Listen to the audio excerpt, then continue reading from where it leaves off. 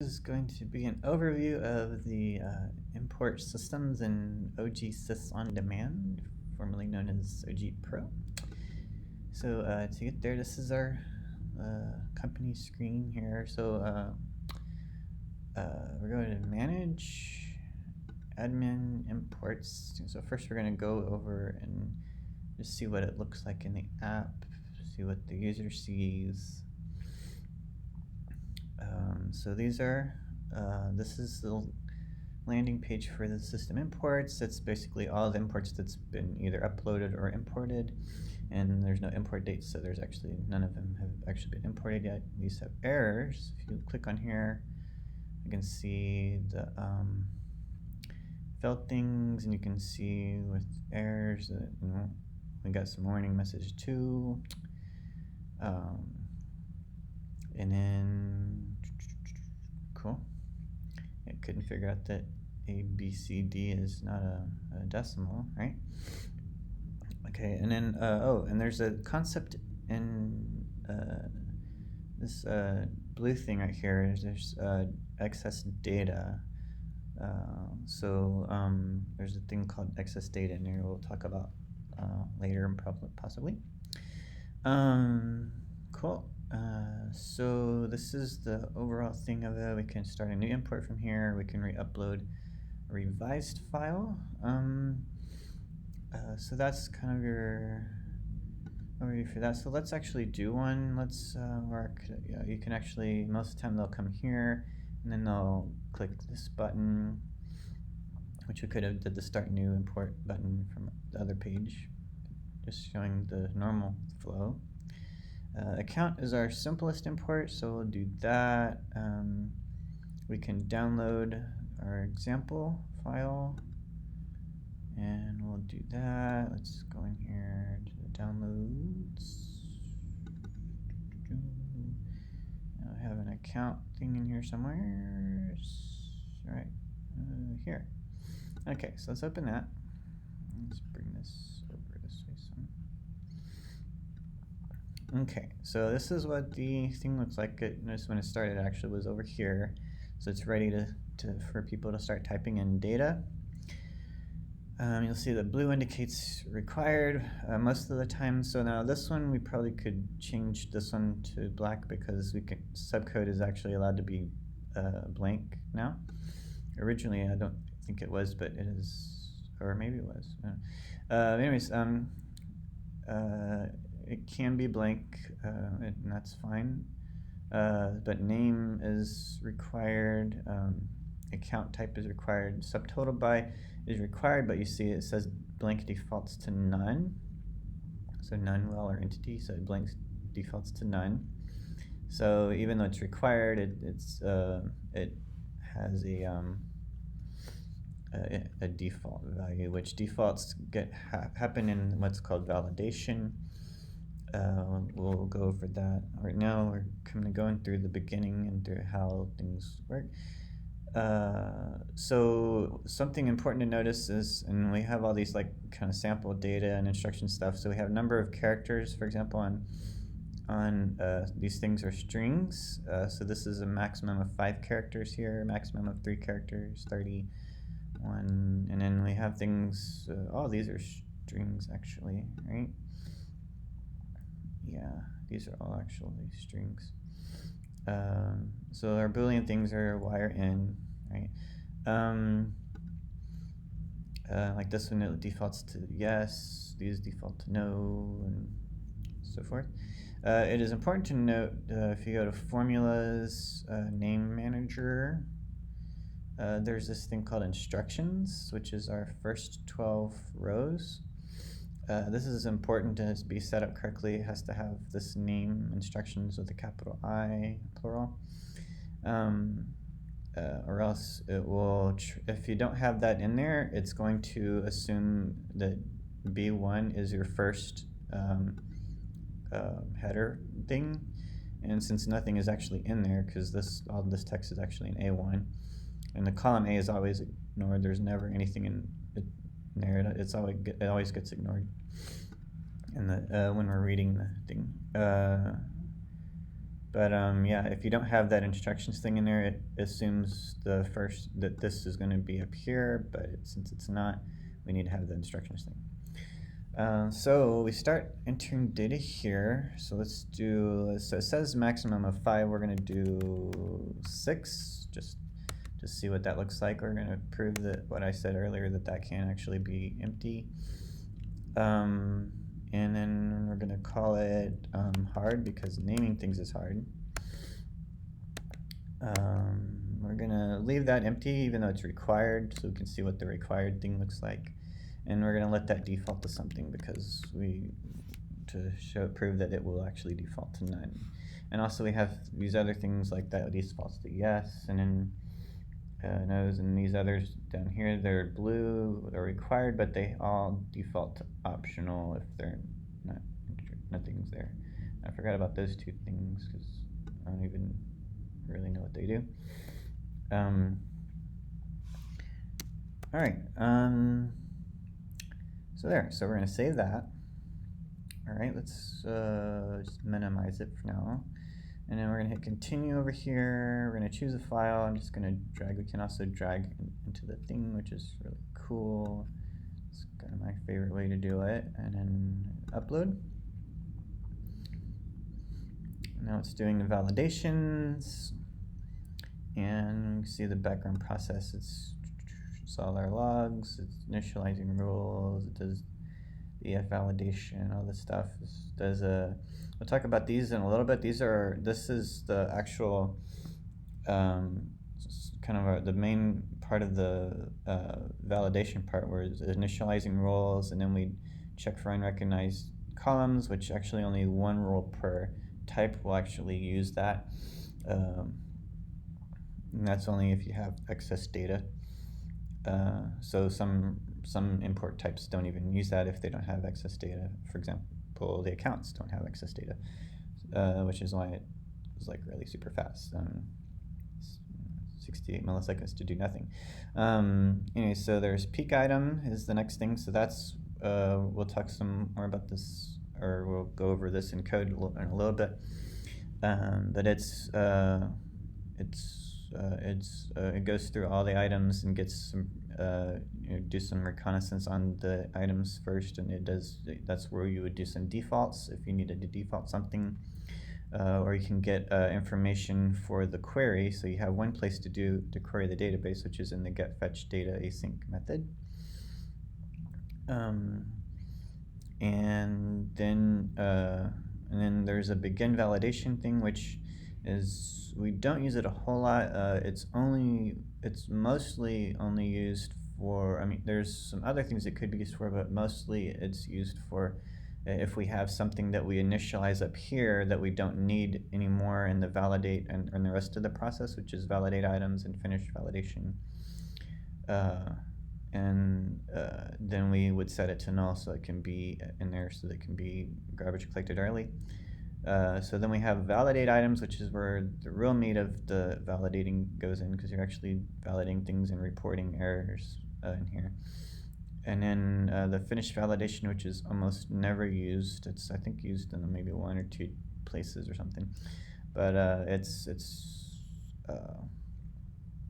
and that's if there's anything afterwards, the validating is all done, if there's any last minute things that need to be done.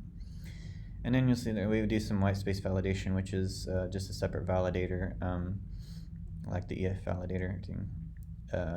And then which is just checks for trailing and leading white space. And then there's so that's the end of the validations. Then we save items to a temporary table, and then we notify the user, and we've been notified, and we have some errors. Main code is limited to 5 characters. We put 6 in there, and account type is required, but we did not put anything in there. Notice this did default to none. That did default to yes. Checked means yes. Nothing means no. Like those have nothing in it, so it's, we'll see those in a little bit. So optional, those all defaulted to optional because we left them all blank. So now we get to upload a revised file. So I guess we should probably revise it before we upload it. Let's put something in here. Let's do asset, right? Notice that these things are all caps, which is fine. We can put it all caps here if we wanted to, or we could put it in all lowercase or mixed case. The data entry part is case insensitive and pretty much everywhere. The one thing that is not case sensitive, let's go and save that. The one thing that is not case sensitive are these headers things. So these are these are case sensitive. So I'll show you in a little bit again where those come into play and where those have to match up at. So we saved some stuff. These are valid now. I'm going to go ahead and close that. And let's put our revised file up here. Oops, accidentally clicked on the thing because CSS is hard.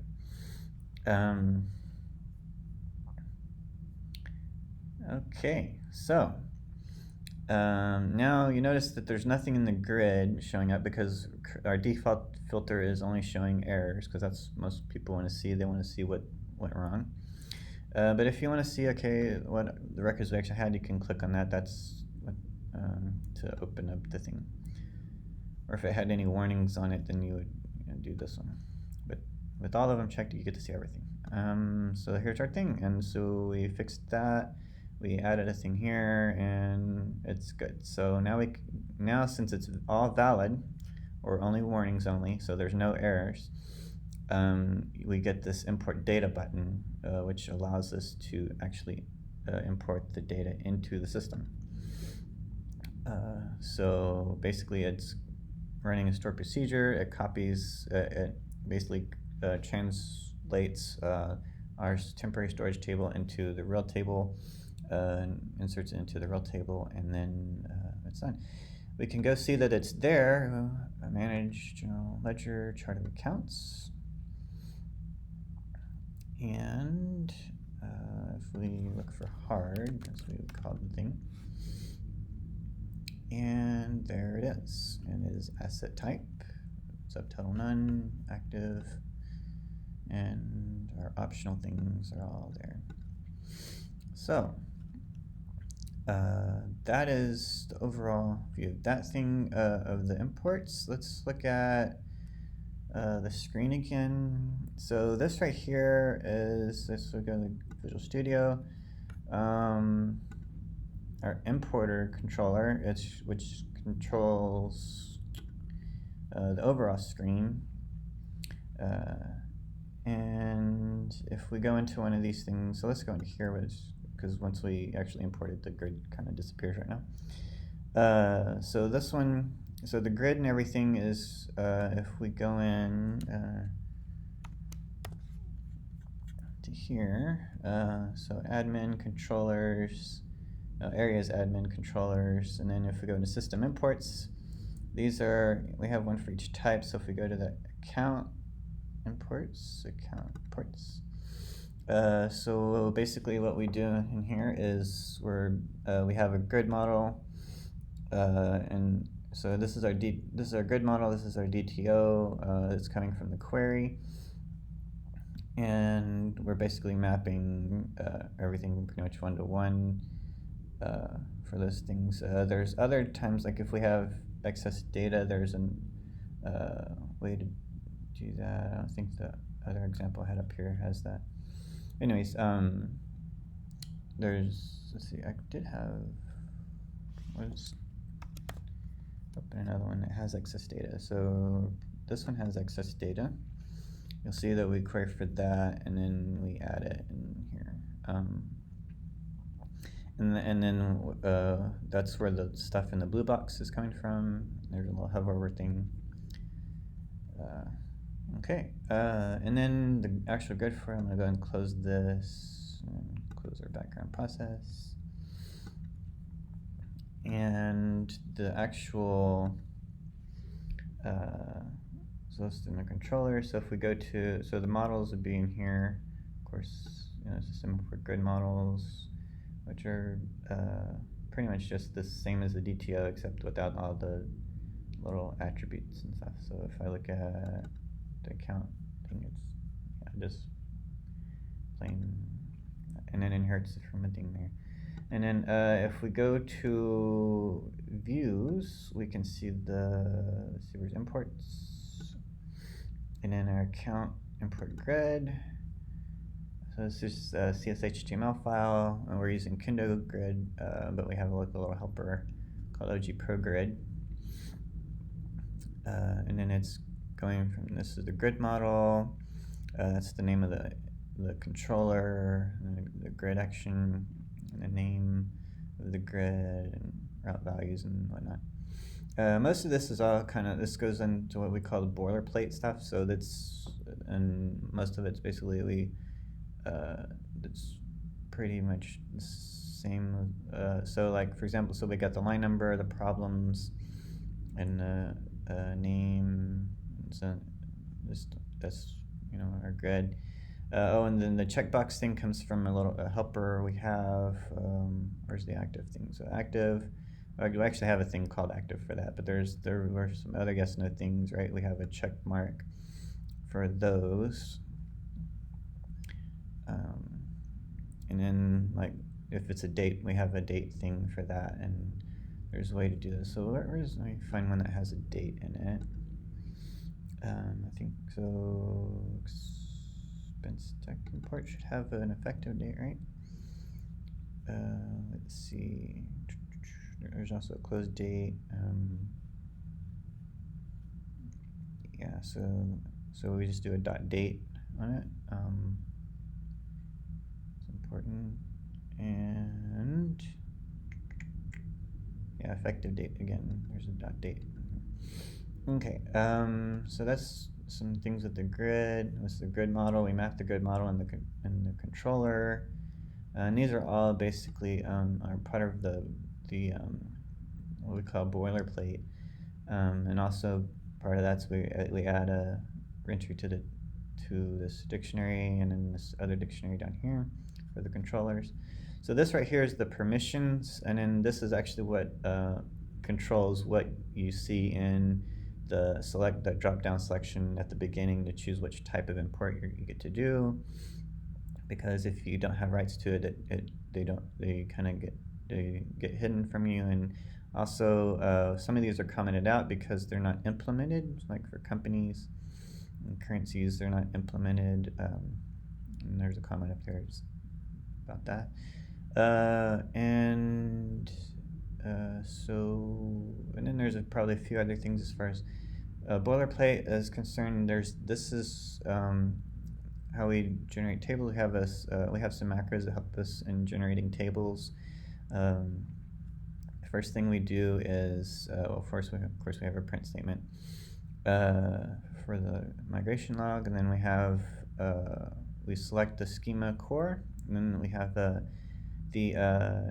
name of the table, which is important in naming things because we have a store procedure that says anything core.star import will get some store procedures for deleting and inserting the things where we inserted into this table. The store procedure actually inserts the things into this table after the validation. Does all get generated automatically for us in our post script, migration script. And so we have this create reference to import data table, and then that's a cascade delete on that. That's what that means. And then we have a reference to the tenant, and then we have a line number column, which is an int. And then after that is our actual entry rows. And notice that all our strings are all 255 max, even though, like, for example, company code, this is a check template, by the way, not the account, but this is one of the recent ones that we did. So we notice so like company code is again is a maximum of 5 characters, but again we noticed we can actually enter in more than 5 characters. So we kind of buffer all of our strings to a default of about 255. We change that sometimes if we if we need to include them in an index. For example, down here, so we create permissions. I also notice they're all nullable because we can leave those. The user could leave the field blank, or even delete the column. Even we've seen that happen. So down here we drop the primary key because we're going to create a new clustered index. So because we do this for the ordering of the batches, because we insert these in batches, so that we can insert in number of these things. We can just keep going for forever, sort of ish. And so we create a new. So in this one, it's just a really simple one because we're just the import data and line number, because that will make a unique thing. And so, but sometimes we'll put other columns in between these two if we need to add them. Like for example, on this one, if we needed, for some reason, based on the way the data is structured, and like in hierarchies, if we needed, like say, the company and the purchaser code to be part of the way we order the batches, then we would put those in between here on our in the index. So import date ID is always first and line number is always last. That part right there alone will make it unique, but then we add some other things for ordering for the batch, which we'll see what the store procedure for that looks like. And then we re-add the primary key on the ID. So we just drop it here so we can recreate the clustered index, because the default clustered index is on the ID. So, and permissions for the table. Okay, so back to here, Visual Studio. Okay, so we have an importer class. So this handles it's basically it's for the background process to be able to do things, and so we'll notice like there's different types of importers that we inherit from. This one has a do batch and a finalize. What those are for, so the do batch is a store procedure, and that's the one that actually does the batching, inserting into the batches. We also have there's a cleanup if we store procedure for actually, like, because if it fails for some reason, then when we have these what we call provisional records, which we finalize in the finalize procedure, and I'll go into that more in a second. But we have a method to clean those up so that we're starting fresh every time we do the do batch.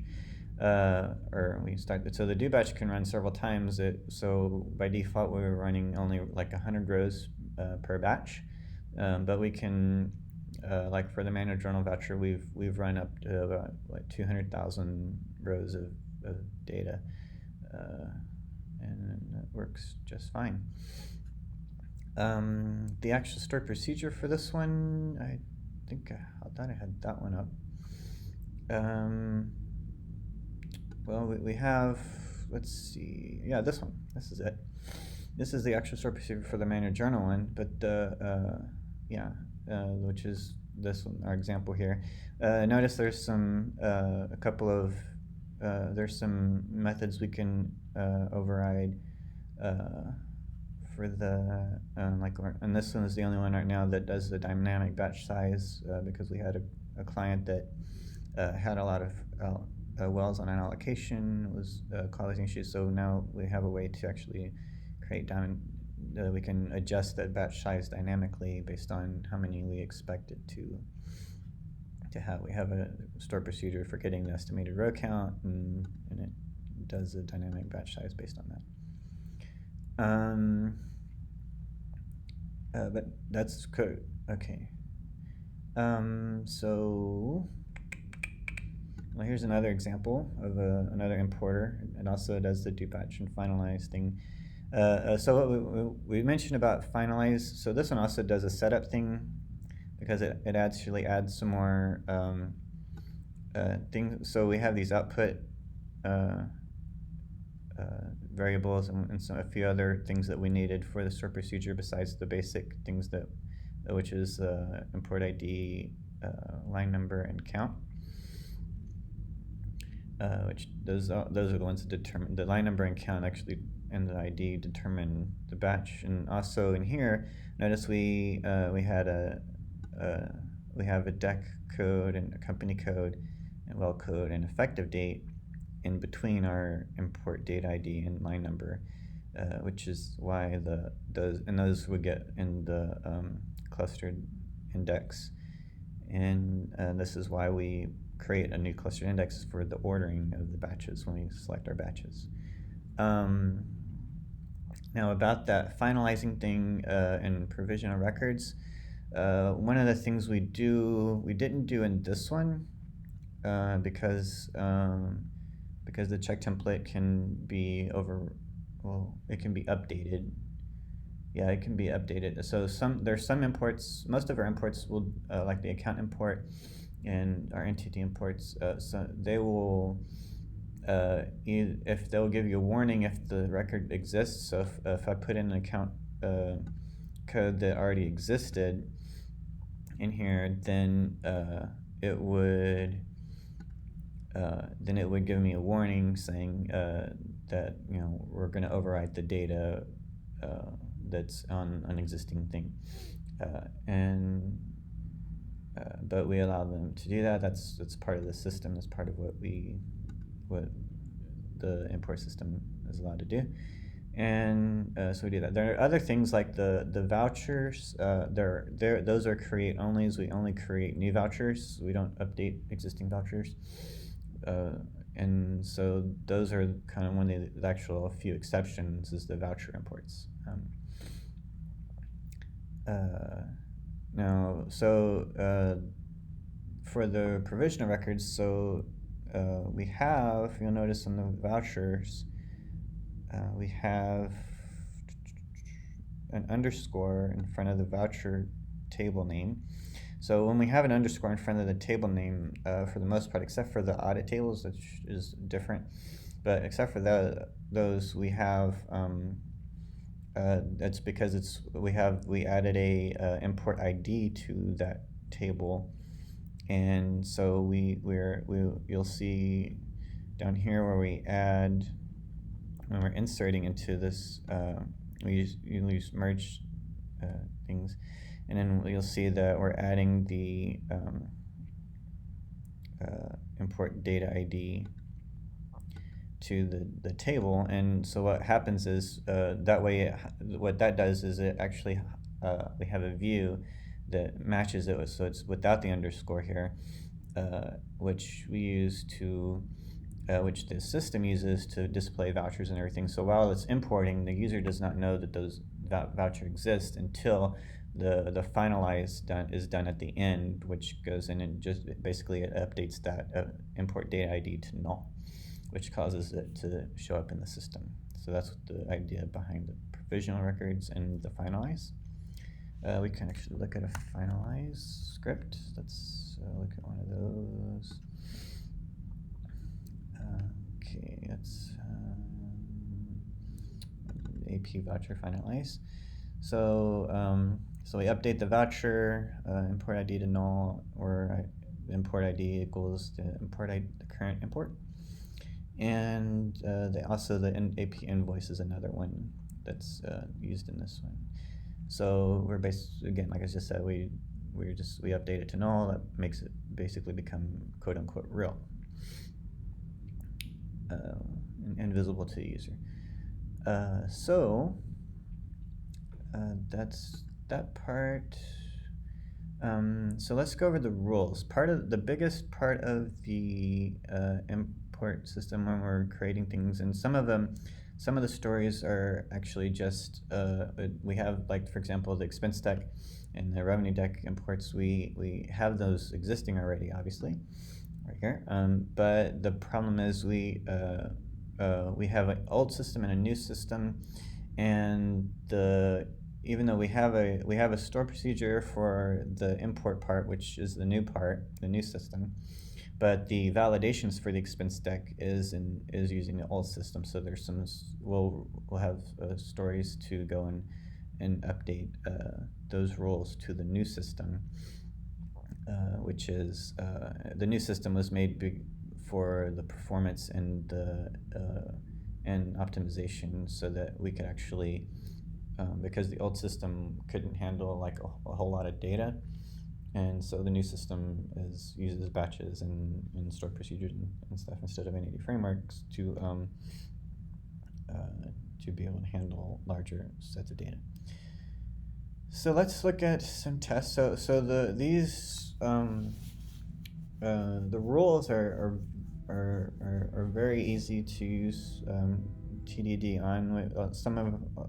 We have some other places in the app that's not quite as easy to do that with. But with the validation rules, it's very easy to use TDD. So we like to write our test first. We can write. So up here we just have some standard stuff. So each of these on the new rules so that'll go to there. So that's the actual rule, what the code looks like. But so we'll have, so like, for example, so the way that we do our test is most of the time, so this one we're setting it up, our case up explicitly, and we're mocking our data fetch store procedure, and then we're expecting an error. This is basically a mock for our reports, problem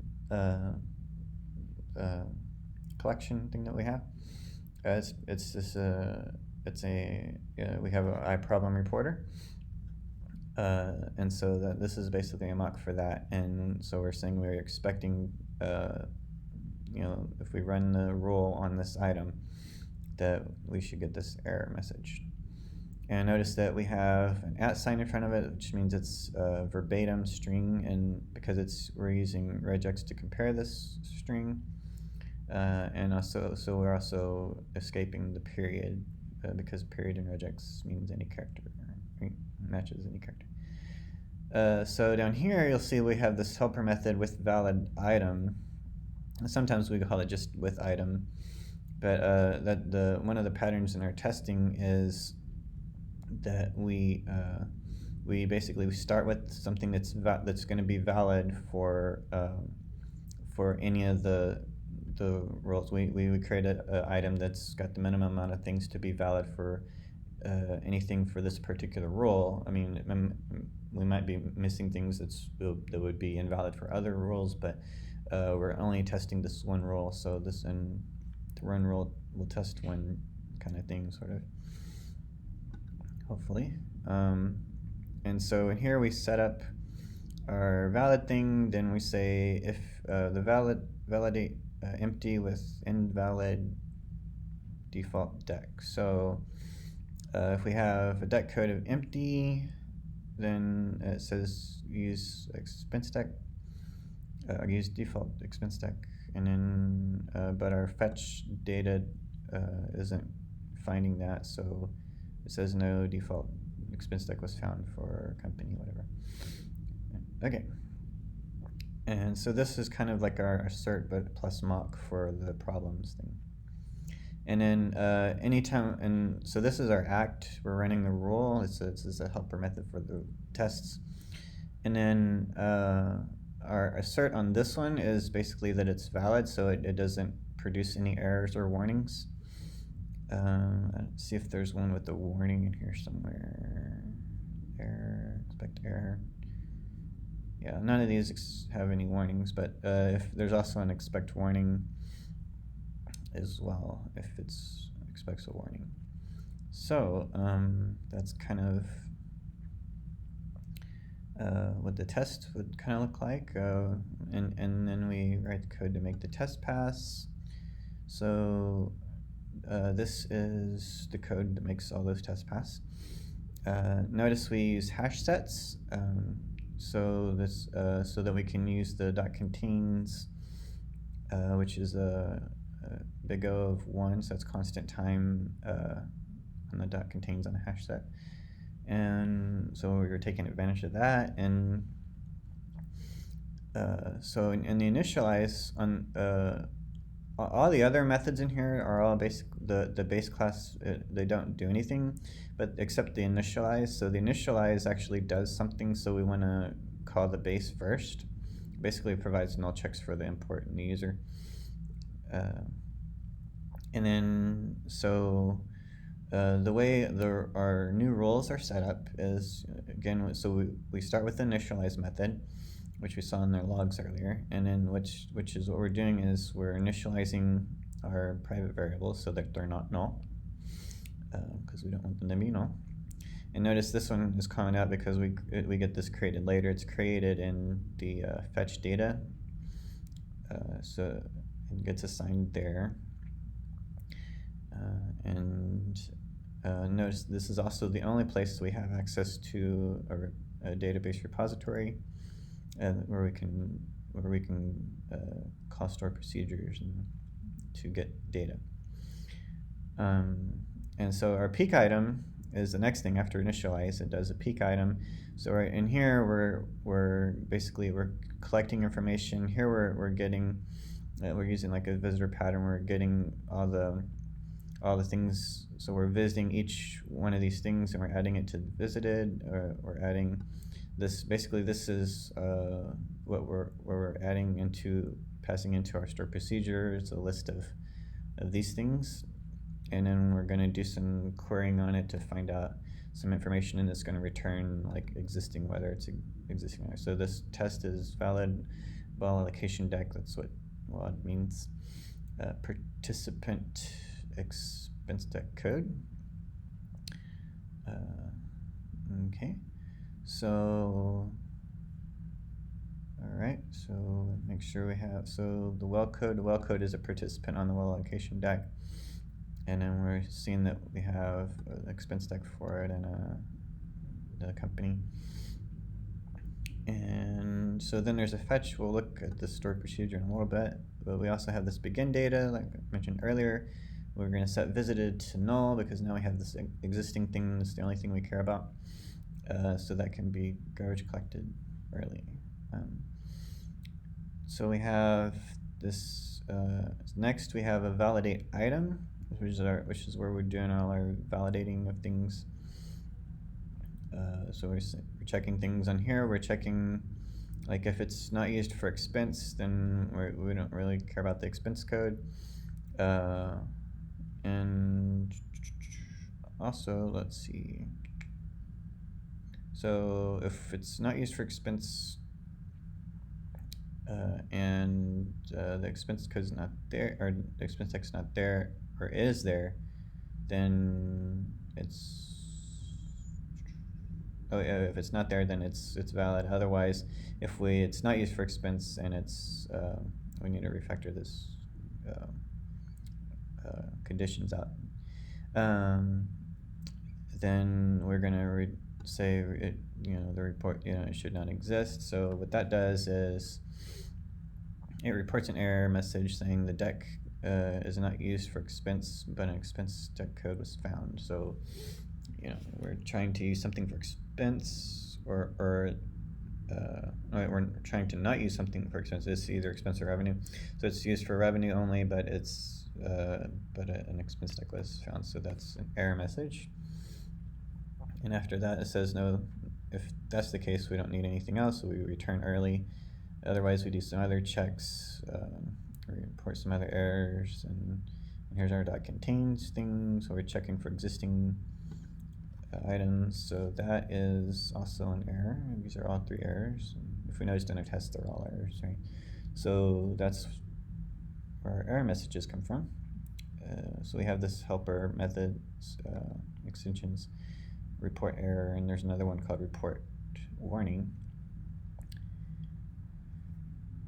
And that is kind of the basics of a rule.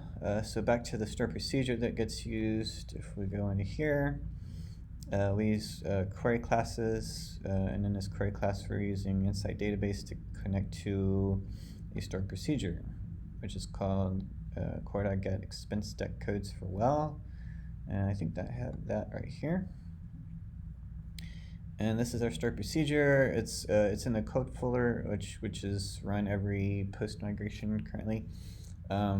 So we have a print statement for migration, then it's a create or alter, and here's store procedure. This is our list of things that we passed in that we created in the peak item base, and we're passing in a tenant ID for because we have indexes on the tenant ID to make these seeks. And so again, like, you know, we want to make sure there's any our SQL has some good query plans. Make sure we're doing seeks on these and so forth. So we're using the indexes available to us to make sure we're joining on indexes so we can do seeks instead of scans on the tables. And then we grant permissions to the store procedure at the end. So that is what that looks like. Let's see here. Here's the import for the accounts that we saw earlier. So this one's our simplest one. So we have, again, this is our every single one of them are going to have the import date ID, the line number, and the count, because these determine the batch, and this is the size of the batch basically. So we'll start with the CT. This is our import. We're collecting things from our storage table, our temporary storage table, where we inserted the user data from,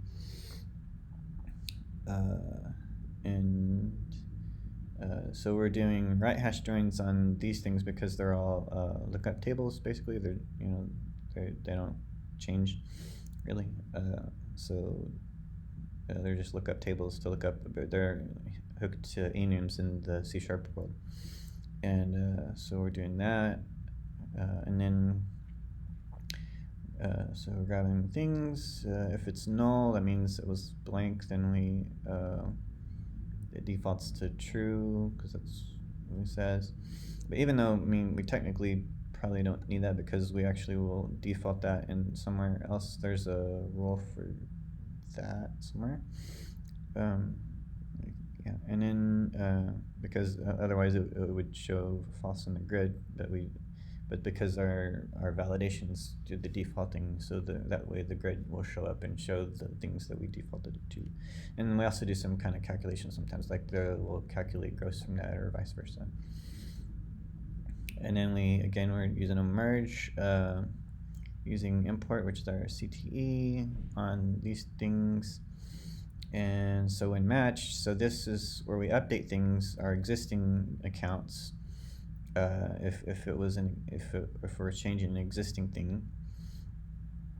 And then we actually have a story to not do this part because we're not supposed to change account types, or at least, well, we can change account types, I think, but there's two different types. The main account type is the one that can't change. The sub account type can't change. Okay, but there's a story for that on the backlog. And then you'll see that we have coming out some things because these things are they're not in the Excel file. So since they're not in an Excel file, we're not going to do anything with them. We're not going to update them here, but we're just letting you know that we know that this column does actually exist on the table, but we're not going to do anything with it because it is not in the upload thing. And then otherwise, if it's new, we create a new account for it. It's a simple insert.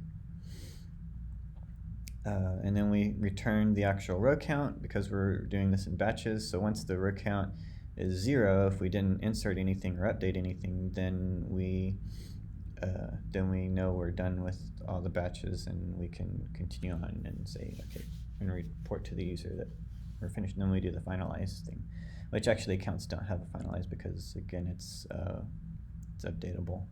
It didn't have we didn't have a need for the provisional record on that one. That's only on some larger things like the vouchers, where we can take a long time to create a voucher, but we don't want to go in and try to post a voucher if it's still being built. So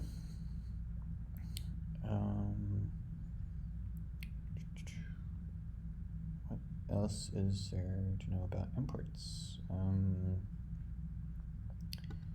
I think I covered the main parts of it. This would be the part where for Q&A, but this is a video, so yeah, so this part is part of the boilerplate, which is done once. This creates the table. As we're creating the stored procedure for the thing. So this one, this is the actual, the import, the batch thing. And sometimes we'll have, like on this one, we'll have some excess data, and down here somewhere the template deductions. And let's kind of start that back up again and show that some more. So we'll see how we have to, so these ones are yeah, so some of the deduction thing, the check template deductions are always there. They're not excess data, and then there's some of them that are excess data down here for the deductions.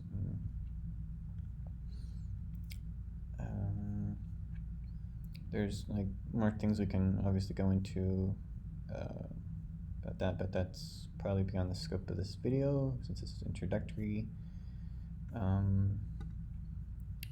So since we looked at this check template, because this is one of the more recent ones, and if we want to see, so we changed 76 files for the entire thing. This includes all the boilerplate, all the validation rules, and the import sprock and everything, the whole thing, the grid stuff, everything.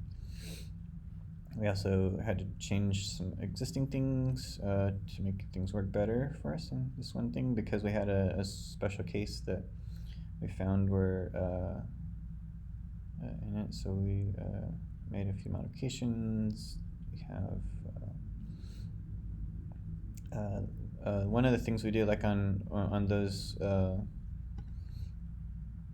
when we have these things at the top that show our available options here, we have a cool little helper that basically creates the messages for us. So this valid set thing, we can check if it's in here. Let's see if I can find the code example for that one. So rules are going to be in business import rules. Convenient. Okay, valid. Let's see. This is a check type, check template, expect check type. Okay. So we should have a rule somewhere. Valid check template, expect check. There we go. And so we just do a little bit of reflection here. We're looking at the property for this thing, and then we have some helper methods we use to do a require and set, and then we pass in the all, which is our the valid set, which is this thing, and pass in the items and pass in a list of problems so we can add error message if we need to. And if it's not there, there's no default, so we return and say and give an error message saying it's required. Oh, speaking of required, I don't think I showed the actual import thing yet. Yeah. So this is what the import item actually looks like. So it's kind of this. So this is map. This is the DTO. So it inherits from import item and import item thing. And these two interfaces down here are only for the validation rules. They're kind of helpers for those, for some of the validation rules. So when I talked about earlier about the case sensitivity, so this display thing with the name equals, inside the string here has to match exactly, including case for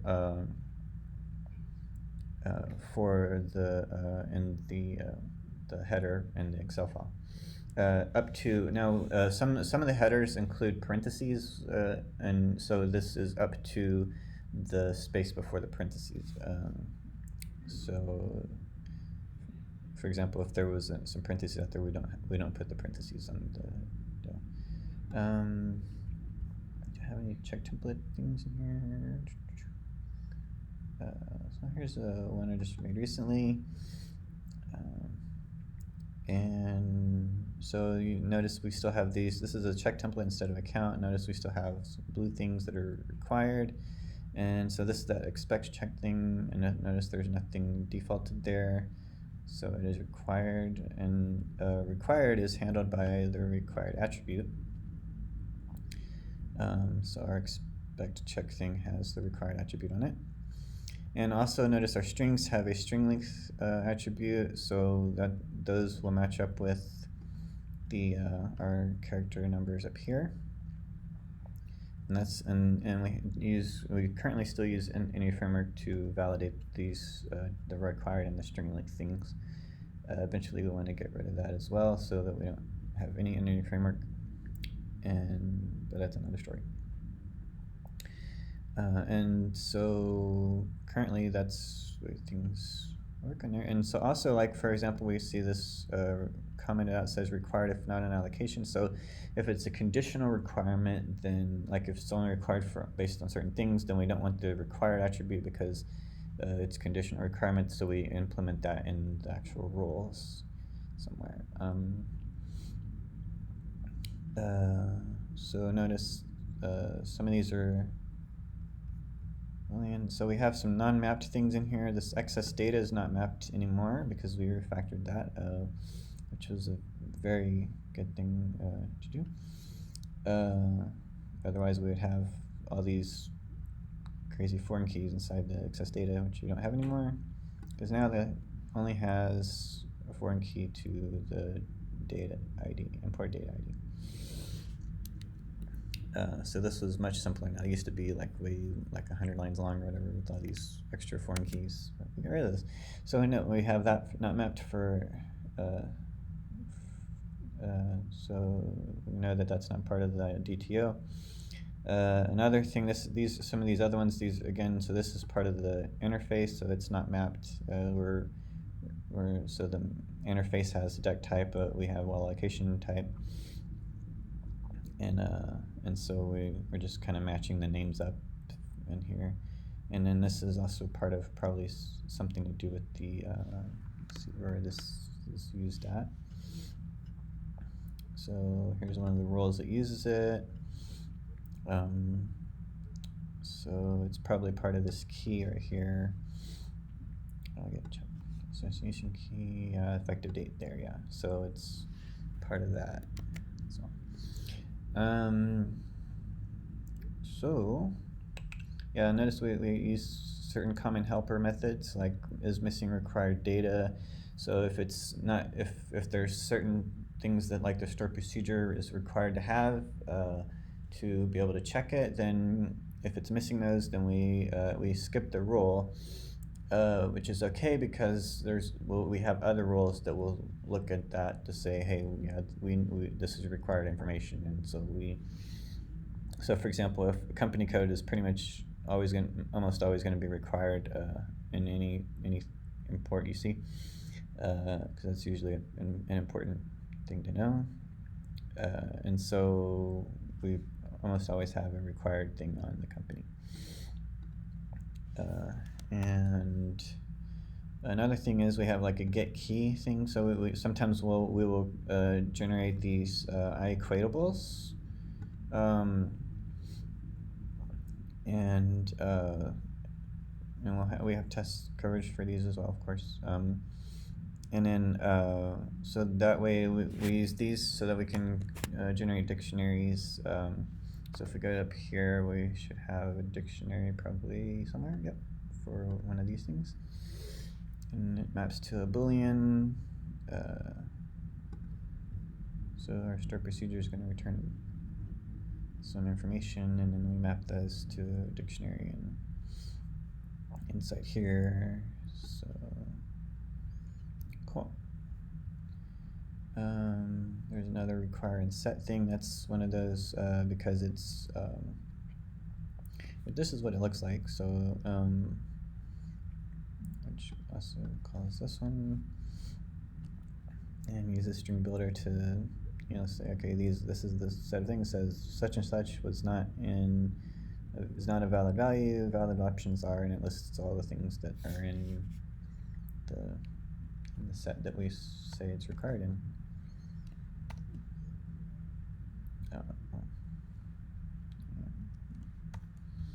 And this one. Remember where we're at. Okay. I think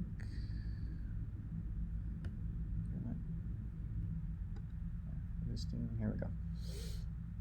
Yep. And so like in the validate item, we again, so usually if we have a missing required data thing, then we check it both in the peak item and so that we don't add it to our stuff that we're going to be querying on, and then we also have it in the validate item thing, and we just do a return early, saying basically skip this roll because we don't have the required data to run it. So there's no point in trying to test for things if we know we got other things that need to be taken care of, like we need to have a company code, etc.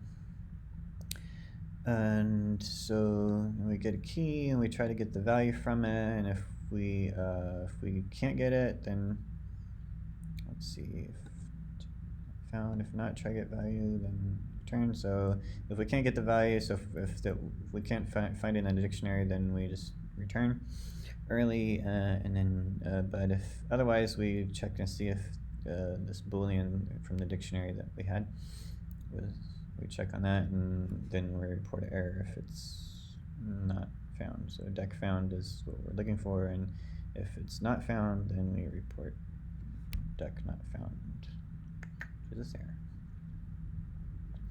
And notice we're using a string.format format here, so we have these things in here, and because there's an extension method for that that includes that. So this is our string format, and then the parameters for the string format. And I think that's pretty much a good overview of all the code and everything required for that. I guess we can run I guess we already did see the detections thing on there though, right? Let's look at the check template thing. So again, we can check the types. These are the different types we have. So if we do check template, we do this one here.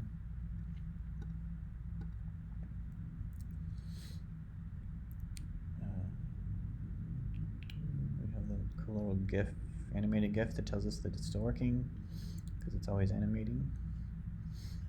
And you can check in here where it's actually at on the logs. It should be done soon. And we look at our thing, and so there's all our excess data things. So it's like it's a value, key value thing. So this is the column header, and this is the value in the field. So the control type is gross. Okay, cool. Which, if you look in here, you can see what control type was gross, which would actually be these guys. So 17 and 20. So the way these things work, so the red is our excess data, and those can be n number of things. So we put them in red because the user can add as many as they want to. Because a lot of times, like for example, in deductions, you can have any number of deductions. So that we allow them to create that as many as they need. So in here, I'm using 2 of them, and notice the pattern on this particular deal, and most of the times when we have deductions, our pattern is we have something either like a net, gross, or here we have control, sequence, and generate method, and then we have a space, and then we have the code of the deduction. So we have a deduction with code 17 and a deduction with code 20 in the system. And we have a rule that says, checks to see, like for example, if I delete this column, and I don't want to save it as this thing because that's something else, so let's do a save as something else.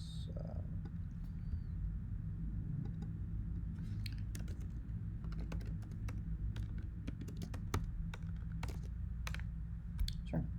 Okay, and then if we re-upload that, even though the other one is valid, if we delete that thing, we re-upload it with that, there's a validation rule that checks that, and we should get an error.